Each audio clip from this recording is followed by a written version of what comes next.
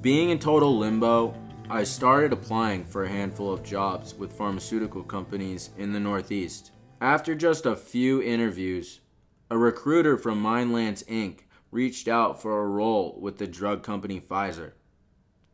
I applied to be a formulation analytical scientist for their pharmaceutical research and drug product design and development team in Andover, Massachusetts.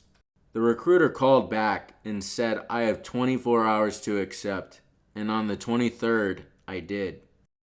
Essentially, I was a master's student at Rutgers who was looking for a job, and I started looking for a job while I was waking up to the corruption inside Big Pharma all at once, realizing that these vaccines were actually death shots. When I talked to the recruiter, I basically was on my 23rd hour, and I basically said, okay, I'm gonna go to Andover, Massachusetts, and I'm gonna do something to make a difference in this world, and not stay on the sidelines, because who else was gonna do it? Right before accepting the job offer, I sent an email to the undercover journalist team at Project Veritas. I am currently being offered a position with Pfizer as a formulation scientist in Andover, Massachusetts. I am intrigued with potentially using this as an opportunity to work together to potentially go undercover and become a whistleblower if/when I receive noteworthy information. Project Veritas got back to me that day saying, should you come across any information that you feel the public has a right to know, then feel free to contact us. At this point, the vaccine rollout was in full steam, and I took the job to go in and see for myself what was going on and see it through an honest lens.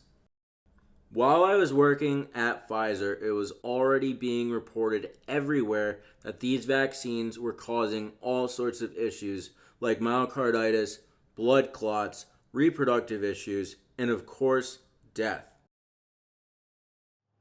The CDC finding 16 to 24-year-olds who receive the Pfizer or Moderna vaccine have experienced higher than normal cases of myocarditis and inflammation of the heart muscle. The CDC says there could be a safety issue with Pfizer's updated COVID-19 vaccine. New numbers reveal a possible increase in a certain type of stroke in people 65 and older who recently received one of the updated boosters. Even while I was working there, a massive list of adverse effects known to the company had been made public. The government was on schedule to start making these vaccines available to children within the next few months, and this to me was absolutely terrifying.